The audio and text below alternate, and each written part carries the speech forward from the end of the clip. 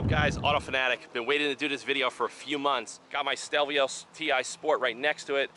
Subtle differences I'll just show you guys quickly. On the Quadrifoglio models, of course, you're going to get the Quadrifoglio badge. It's not recessed into the fender like on the Giulia. You're going to get 20-inch staggered forged wheels. These are actually forged. These are not cast like the 5 holes that are on the Giulia. Other than that, it has a very similar front fascia. The chassis is pretty much a carryover, like I discussed in my video.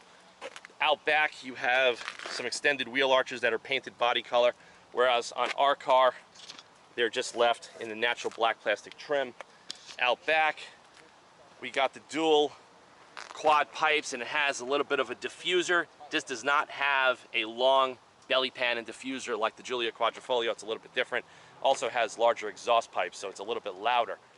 On the interior, you can see some of the appointments. We have the nice black leather with the red stitching, carbon fiber trim, leather down here, fully stitched leather dash.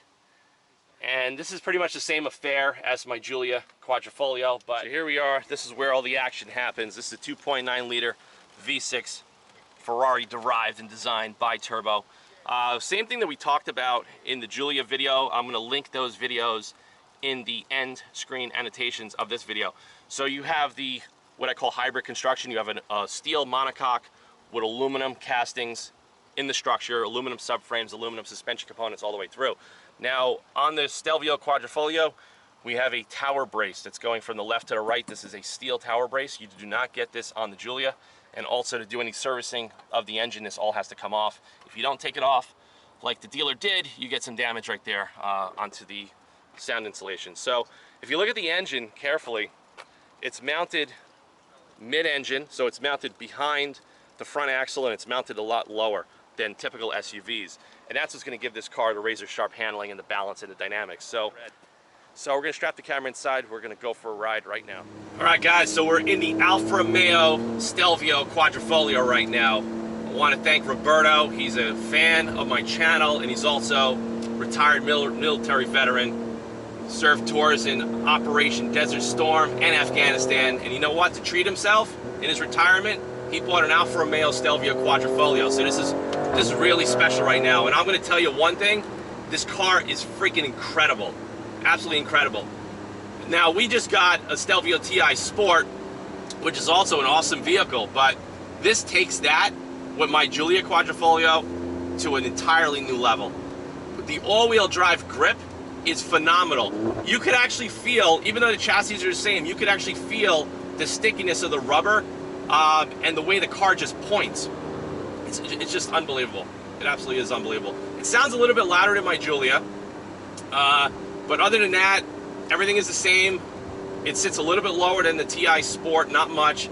As far as suspension tuning, it's as good as you're going to get from an OEM. And I'm in race mode. It's the only mode that I drive these Quadrifoglios in. And I just wish it had a higher RPM limiter. That's the only thing that I wish I would have liked on some of these cars, because you just go through that power band so quickly with the gearing.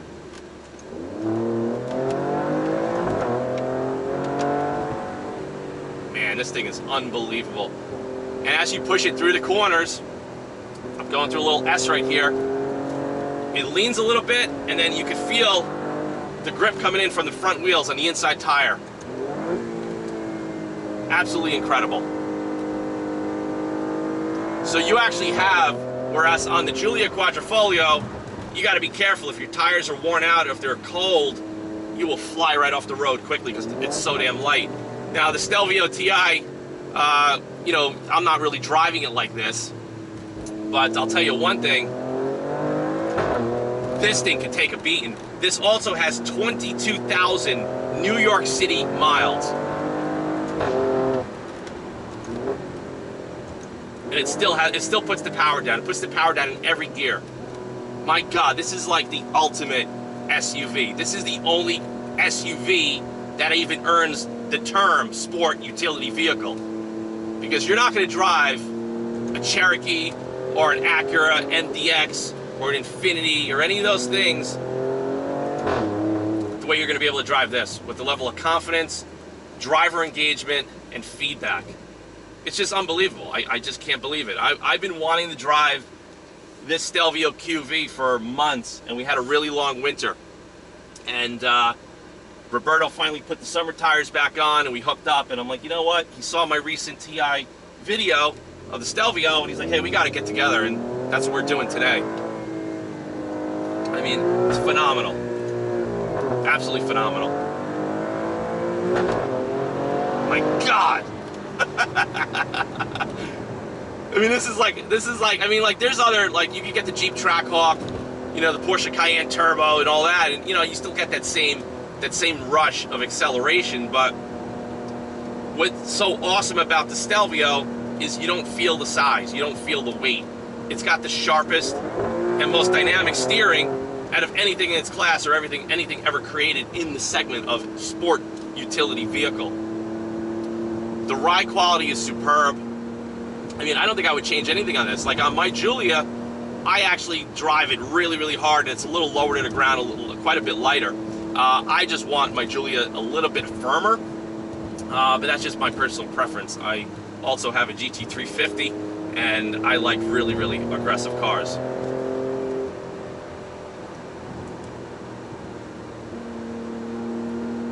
But been in this thing now for most of the day, and I gotta tell you, I wish I would have jumped and pulled the trigger on getting one of these instead of the TI Sport. But to be honest with you, I don't need it. I have other cars, so every car that I have, it serves its own particular purpose and need. The only car that I'm really lacking right now is a really awesome convertible, and I'm in the process of finding one of those. So I don't need a super SUV, but if you're in the market and you need the utility, and you can only have one vehicle that's going to do everything for you, this is the one you get. Because the Giulia is not as practical in the winter, and as far as cargo and storage and roominess. Another thing I'm going to point out, in the Giulia, the B pillar kind of gets in your way, you know, with your blind of sight on the left. In the Stelvio, you don't have that problem. I'm also in the standard sport seat. I'm not in the fixed bucket carbon fiber seat. I do wish I was in a carbon fiber seat. My body is just so accustomed to that. But these seats are damn comfortable. They have great lumbar support, and I'm having a blast. Now, back in the days, I remember when the Porsche Cayenne came out, the turbos, I modified a hell of a lot of those, you know, tuned them up and did a lot of work on them, and those had an airmatic type suspension, and we would lower them through the modules and all of that. And they were fast as hell in a straight line, but you felt the weight, you felt the 5,000 pounds of mass going through the corners. And this car, you just point it and it goes. And that's, like I said, that's the Giulia and the Stelvio's Giorgio platform. It's just so damn good. My God.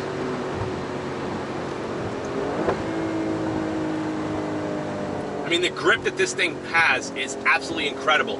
It does not feel like a full-time all-wheel drive vehicle. So there's something the way they did the bias on the all-wheel drive system, because on a Porsche, an Audi, or a lot of these other vehicles, you get that very heavy, vague front end, and on this you don't get that. You just point it and shoot it.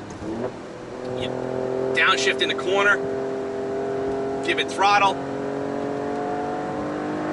upshift coming out, and you're doing like insane amounts of speed. I mean, the velocity that this thing picks up, it just blows my mind. My God. And it's so comfortable, it's so compliant. This is so daily driver where it does not beat you up at all. And I'm just having a freaking blast. Oh my God.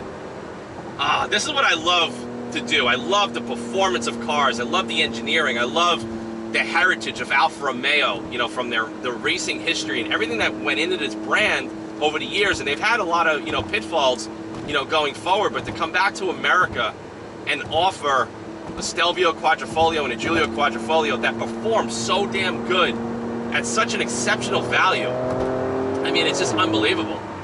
I don't see how you would want to pick an alternative over these unless, you know, you're biased to certain brands based on, you know, where you live in the world. And that's a shame, because Alfa Romeo is not doing the marketing that Mercedes-Benz and BMW and Lexus, they're just not there. They're too small of a brand. And, you know, I actually love the fact that my video made Roberto go out and buy this. And, you know, I get emailed all the time. They watch my videos and they see my enthusiasm, and they understand that I'm not going to talk about cup holders and cigarette lighters and USB ports. I don't care about that. I care about the performance. That's all I care about. And value and heritage. And this car has everything in spades. I mean, it's just unbelievable. So I'll do a nice hard acceleration right here when this turns green. And being that it's all-wheel drive, my God.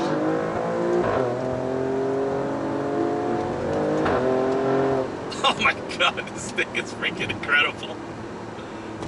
Oh my God, this thing is incredible. I got my buddy with his Giulia Quadrifoglio with some cameras on his car, so he's the camera car.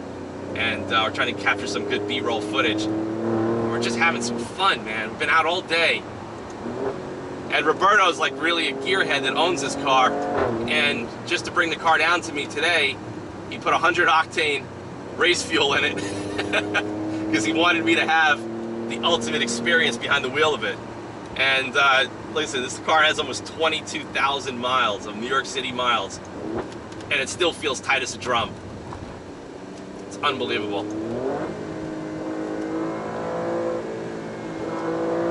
Listen, the Porsche Macan Turbo is a cool vehicle as well. You know, you got the Jeep Trackhawk, but they're just not for me.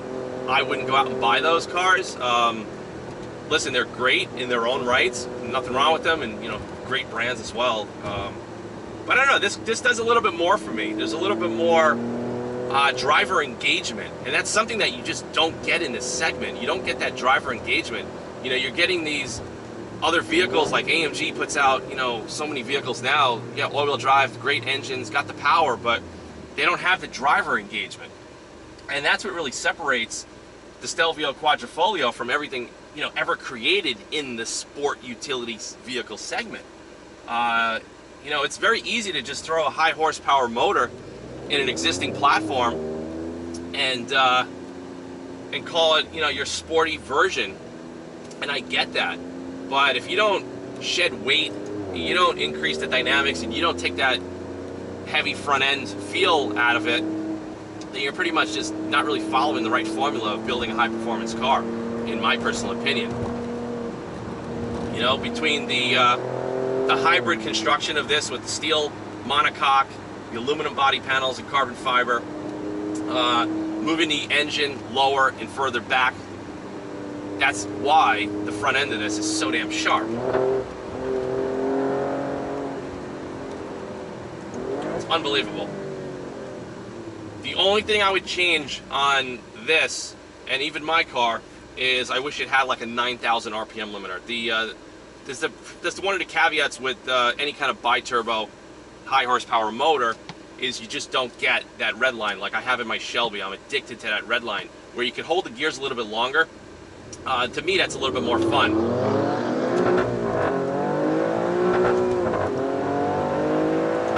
My God. And it just squats just a little bit in race mode, and it just, boom, it's a rocket ship.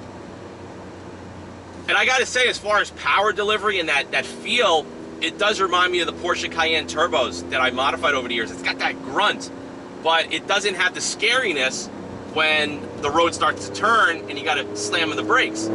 It just feels light. You don't feel the weight of the vehicle, and that's why it's so much fun. I mean, today in all the cars we have so much technology and safety stuff that has to be built in, that the weight is an absolute killer. I mean, look at this. I'm going through these turns at 80 miles an hour. I mean, this is unbelievable. 100% confidence. Now, in the Giulia Quadrifoglio, you got to be careful. If your tires are not warmed up, or if they're worn out and you push it a little too hard, the back end is going to snap real quickly for you. And you got to be really careful with that. But in this, with the all-wheel drive, I mean, there's 100% grip. There's no torque steer feel like some all-wheel drive vehicles with a lot of power. You'll start to get a little bit of a torque steer effect on their hard acceleration, and this does not have any of that. Beautiful interior, you can't beat that. The Beltrana Frau leather, all hand stitched. And I'll tell you one thing, these seats are super comfortable. You know, these seats are broken in now. Whereas our Stelvio TI Sport, it's a brand new vehicle. We only had it for a week and a half. So we need to break that one in.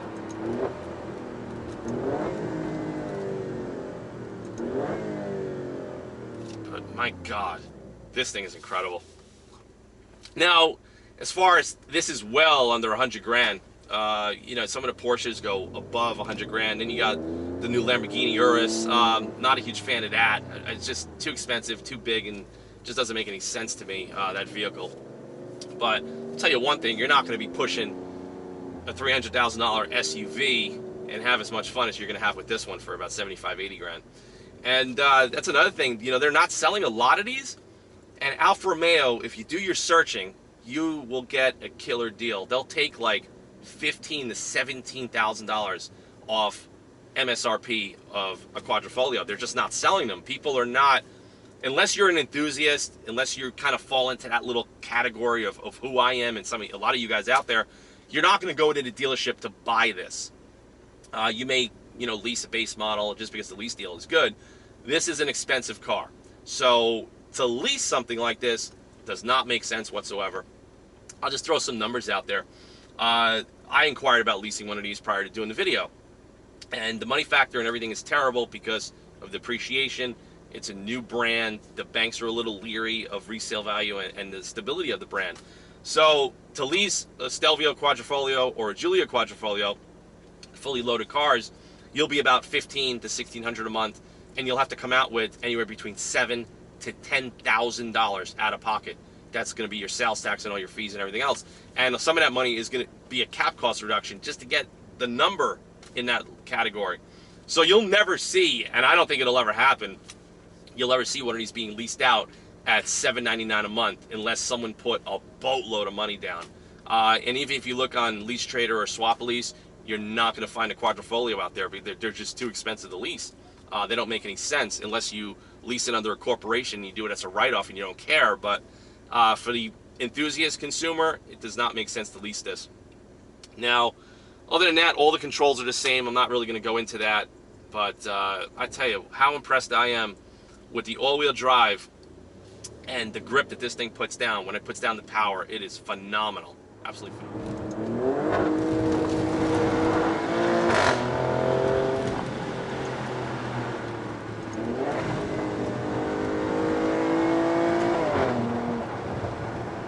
You can just hammer this thing all day long. Hammer it, hammer it, hammer it, and it just keeps going. And I got the air conditioning going, and it's just a blast. One thing I noticed too is suspension compliance. This rides better than our TI Sport Stelvio, and it has probably a lot to do with the adaptive dampening that we don't have in our car. I mean, here's like a hairpin turn right here, downshift. Yeah, everybody's going crazy with their SUVs because they can't take this turn as aggressively as this, but I can. My God. See, I like to downshift into a turn, accelerate, get those revs and that power built up, and then as soon as I come out of it, upshift, boom, and it just launches you like a missile.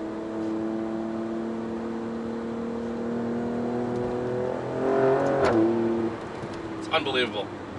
It really is.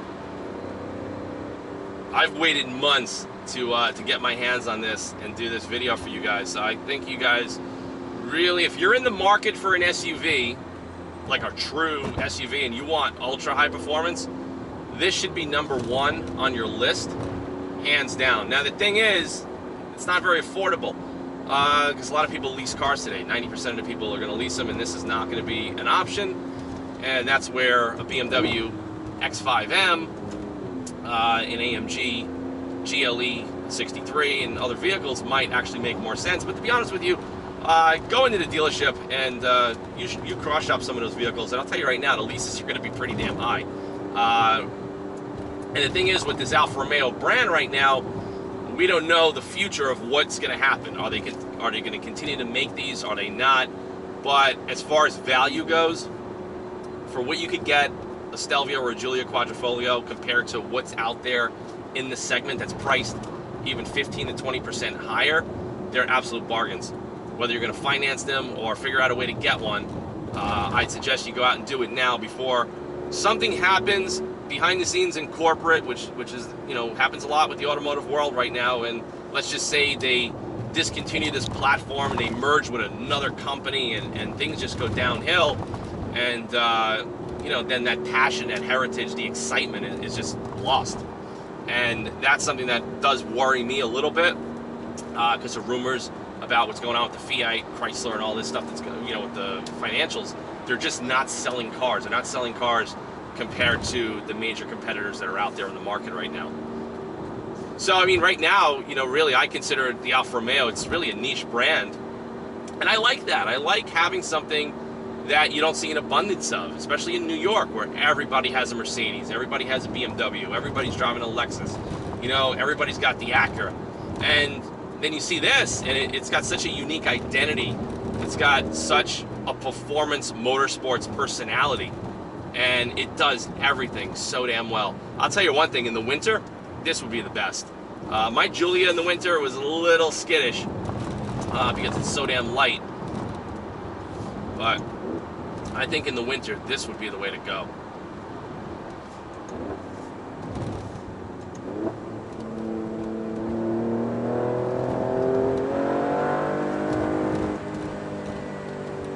And the power's there. If you keep it in the low gear, the power is always going to be there. So I always downshift going into a corner and upshift coming out. And if you guys do that in one of these, that's where you could take these paddle type gearboxes and really have a lot of fun. And with the real long mounted paddles to the column, all you need is really your pinkies, like I'm using. I'm so used to it now.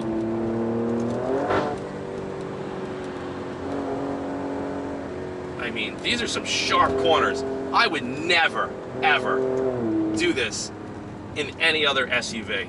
Never. I just wouldn't have the confidence. I would be so scared. And especially, this is not even my vehicle.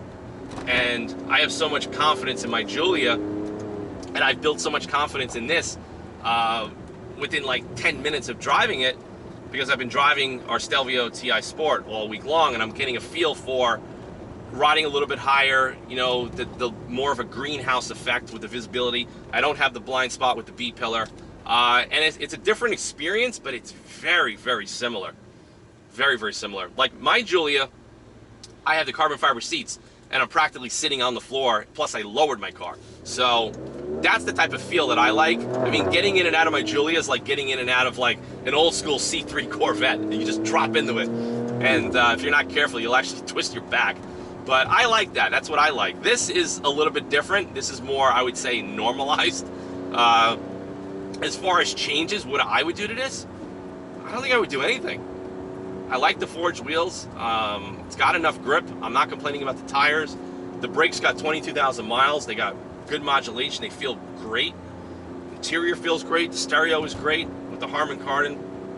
And overall, this thing is a home run. My God, this is like the vehicle that you have to really be in the know to know what it is.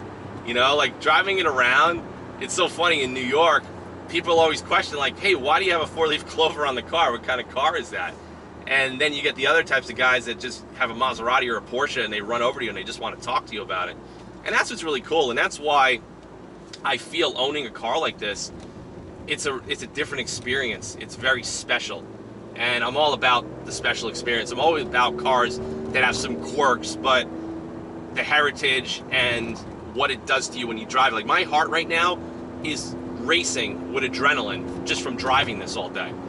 And that's, to me, that's having a special car. When you get in it, every single time you get in it, you push that start button, you fire it up, you hear that crackles, you feel that snap of your neck. That's another thing with the transmission, being that this is all-wheel drive, you get a little bit of more of a snap of your neck, because now you're getting the traction being diverted front to rear. Whereas in the Giulia, when you punch it really hard, you'll get some wheel hop, you'll get some tire spin, which is a different experience. This is just like bang, bang, bang. It feels like a BMW SMG, very refined, okay? That little snap that you get in your neck, and I like that. That just, it adds character. You know, the Porsche Cayennes and all that back in the days with Tiptronic, they didn't do that. They just didn't have that feel. But I'm loving every moment of it. So I'm actually going to pull over now and give you my final thoughts. Right, guys, just finally got back, and you guys saw what we talked about with the Stelvio Quadrifoglio drive. It is absolutely incredible. Want to thank Jerry. Jerry came along. We shot some B-roll clips with his Giulia Quadrifoglio. It's really cool to see them side by side.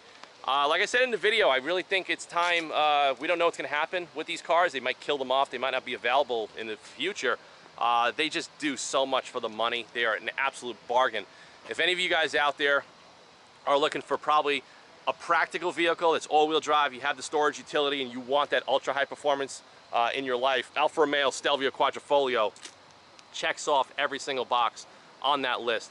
Not only does it look good, it's unique, it's steeped in heritage, it drives incredible. It does not feel like any other high-performance sport SUV that I've ever driven in my life.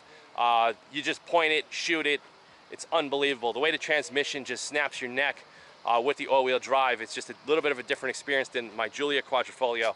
But either way, both of these vehicles are just absolutely incredible. Absolutely incredible. I want to thank Roberto. Roberto is a retired military veteran. He served in Desert Storm and in Afghanistan. He's got a lot of disabilities, and you know what? He saw my very first Alfa Romeo Giulia Quadrifoglio video, and he sent me an email. We chatted a bunch. I told him how, you know, I support a lot of military, and I have a lot of military clients, and I told him to go out and drive one, and he ended up picking up the Stelvio Quadrifoglio, and we've stayed in touch since October, November of 2018, and we finally hooked up, and we had a chance to do a video today. So I hope you guys like this video. Please like, subscribe, and share. Stay tuned to the channel for more Alfa Romeo content. There's going to be some modifications and stuff done to the TI Sport that we own, and like I said, that's it. There's really not much more to say except this vehicle is absolutely awesome. And if you guys do your history and look up what the Quadrifoglio means, this vehicle 100% has the DNA of Alfa Romeo through and through. So see you guys soon. Autofanatic at yahoo.com, and stay tuned for more automotive content, and I'll see you guys on the next video.